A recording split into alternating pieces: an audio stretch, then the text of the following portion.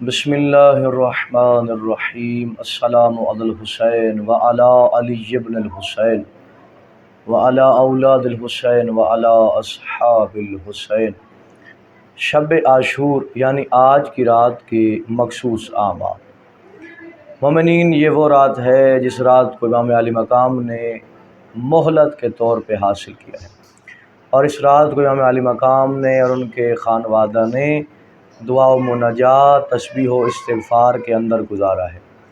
لہذا اس رات جتنی بھی عبادت خدا کی جائے وہ عبادت خدا کم ہے، اس رات کی فیوز و برکات زیادہ ہیں، اور یہ رات خدا سے قرب کی ایک رات ہے اور آل محمد سے توسل کی رات ہے۔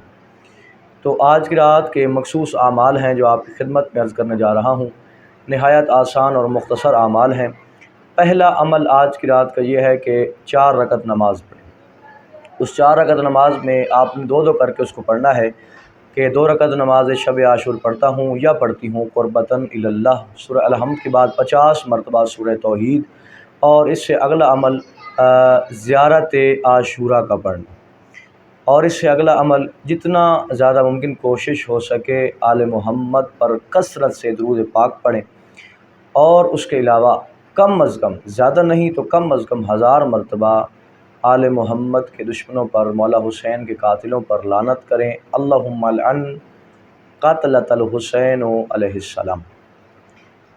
اور اس کے بعد آپ اردو کے اندر بھی آپ ان کے دشمنوں پر اور قاتلوں پر لعنت کر سکتے ہیں۔